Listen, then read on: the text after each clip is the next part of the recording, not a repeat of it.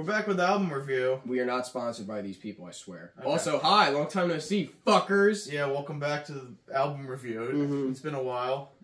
It has. I've been doing some rockstar shit. Alright, but speaking of rockstar shit, we're doing John Mayer's Continuum, as suggested by Chento. The 21st century rockstar. Do you have any context you'd like to give behind him? Not really. I've just always liked John Mayer. My older cousin has always been a really big fan of his music, and he kind of put me onto him. Cool. So I kind of have like a... Was this your first album with him? Or was this, like... I mean, first album that I fully listened to, probably, yeah. Okay, but, gotcha. I don't know if it's, like, the first of his music that I've heard. But I just specifically remember thinking that, like, the guitar on this album was a really, like, main point. And I could listen to it a million times over and not get bored of it. Like, it sounds... John Mayer has a very eclectic...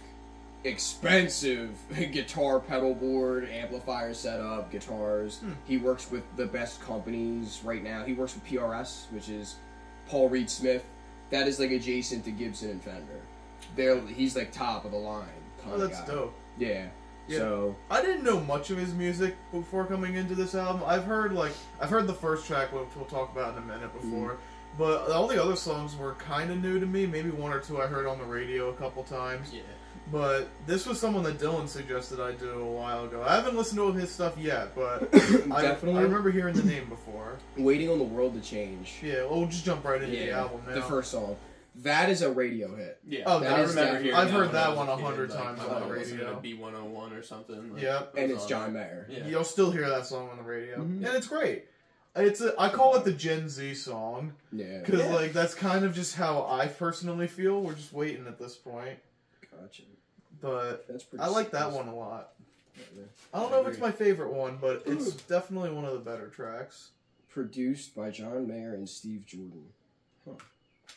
So what's the next track? The next one is I Don't Trust Myself with Loving You. I like this one. This is a very, like, slow album and, like, just, like, vibe album. This is something you put on when you're just, like, wanting to chill. He's very much inspired by blues players. Yeah. John Mayer is very bluesy. It's a very blues rock-esque. Yeah, he not even rock, thing. really. I mean, it is, but... Whenever it's a slow tempo, like, song with not too much, like, percussion or many elements to it, he just fills all the space with guitar, and it sounds great. Like, yeah, the guitar work is fantastic on this entire album. I am struggling just to get this pamphlet out. Sometimes they're just, like, stuck in there. There you go. Like, what? So the next track is Belief. I like this one. I really dug this song. This is one of the first few that I was like, I don't know this one. Yeah, I didn't know this one, actually, until I did the full listen for this. Yeah, I didn't know it beforehand. And I really like this one. And then Gravity. Gravity's another fucking... Another big one. That, live, dude. I've seen live videos of Gravity. That shit's nuts. I watched a lot of old performances of his, like, live versions of songs from, like, 2009, like, that era, and they seem like they would have been ridiculous concerts to go to. Like, cool. Yeah, I would love to go to, like, one of those. That sounds like so much fun, especially just to hear all this stuff. And of course, every live version he does is going to be... There's going to be added elements to each song here. Yeah, totally his own different. embellishments. Like, he can just freestyle it pretty much. Damn, motherfucker had a lot of cool shit. The Heart of Life is next. That's a good one. That's another really great one. The first time I heard this song, it was a live acoustic set version. When I was looking up Neon, the other big John Mayer song. Okay, yeah. That came up immediately after, and I was listening to it, and he did a wild rendition on acoustic. And it's totally, totally different. I like that one way better than this one. I probably hadn't heard of that. Yeah, dude. It's just him on a stage on a stool playing acoustic guitar. And then there's like 1,000 some odd people in a crowd screaming over this one song. And it's awesome. It's really cool. Next is Vultures. That one was a very interesting song. I dug it. Yeah. I gotta find where Vultures is in the... There we go. Boom, found it. Yeah. It's a good one, though. All these songs are really good, I'd say. There isn't a bad song on this album. He's a very intuitive songwriter. He writes, dude. Oh, yeah. Then Stop This Train is next. That's that one. Banger. Great song. Another one of my good favorites. fucking Really song, sad, dude. but, like, just great. I don't know. I feel like I noticed it when I was listening to it for the album, but I'd never noticed it before. I feel like he was intentionally trying to make, I think it was probably like a tambourine sound like a train, like going on the tracks. Yeah. And I noticed that. I was like, oh shit, that's really cool. I didn't hear that. Yeah, I didn't hear that. I just noticed it. I don't know. Oh shit. But I feel like he was definitely intentionally doing that, because when I first noticed it, then I heard it the whole time. I was like, oh yeah, it just sounds like a train chugging along. Like, I'll have to listen for it next time I have this song on. Yeah. It's so cool when artists do that. Like, they use it as like a sound. Like, obviously they use music as a sound, but like as like an background sound. Yeah, and it's trying to be something else. It's like the surface level half of the symbolism, where it's literally just a train, but then in the song, the train is like time. Yeah, the passing of time. And I think it's a cool song. It's so cool. Slow dancing in a burning room. Another huge hit off the album. Dude, this is a good fucking song. Fantastic song. That's one that I've seen very good live versions of him doing this song. Mm-hmm. I can see it.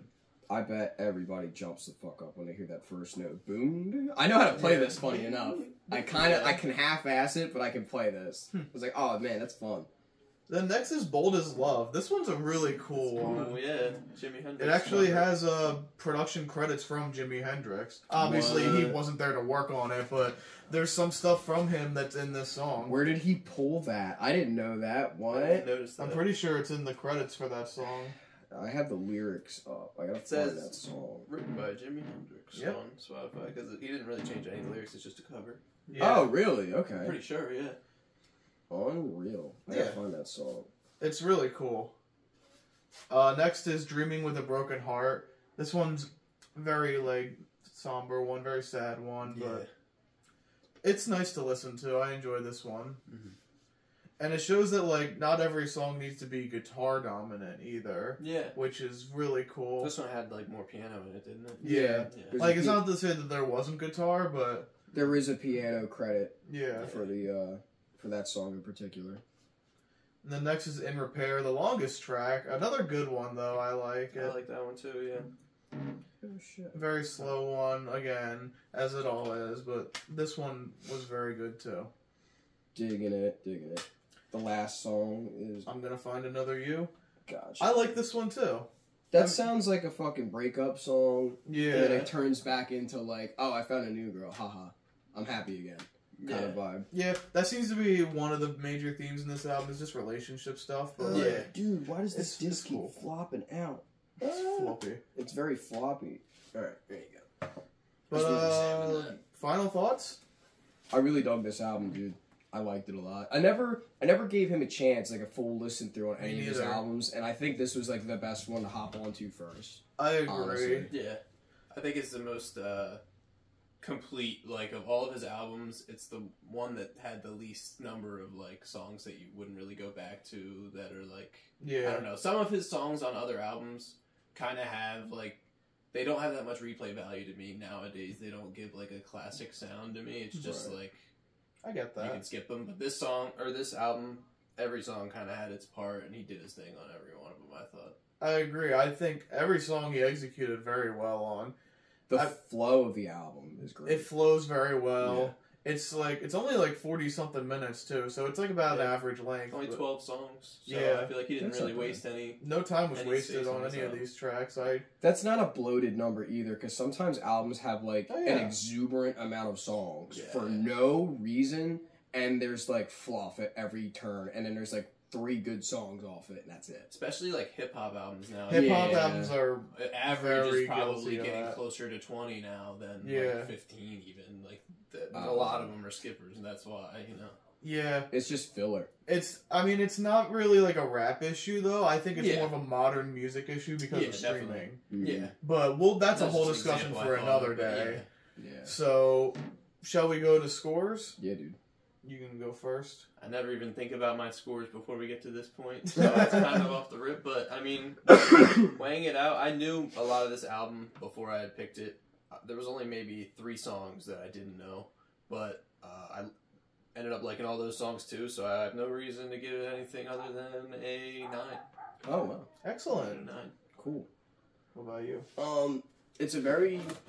It's a relatively short album for what we're like used to listening to. Oh, yeah. With like the epic songs are like 13 minutes long or whatever.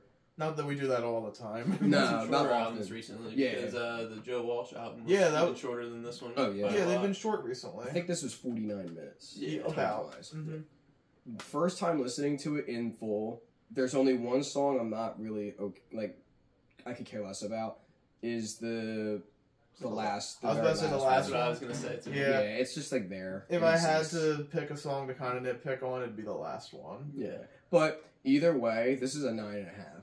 9.5. Dude, this yeah. is really cool. I liked it, and I've had Waiting on the World to Change, I Don't Trust Myself, Gravity, Stop This Train, Slow Dancing in a Burning Room. Those are songs that I've had on repeat in my playlist before. Yeah. So like I've had this album, but not in full, which is really cool because I was like, oh shit, I have all these songs that I've listened to, and there's more. Yeah.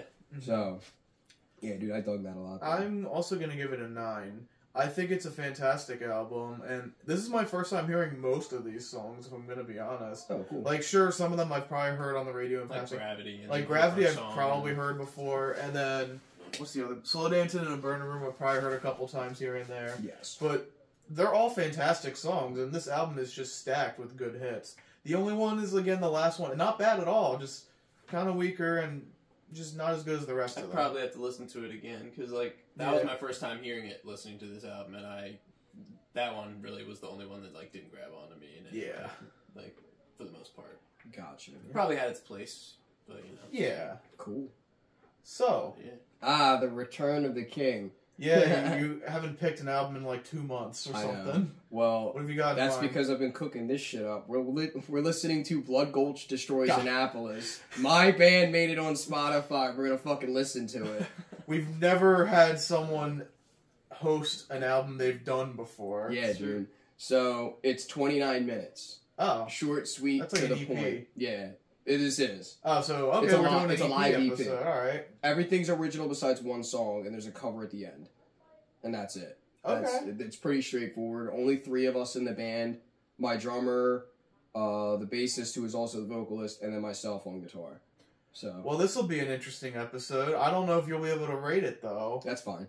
I don't care. 'Cause I was there. I knew. How I it was there.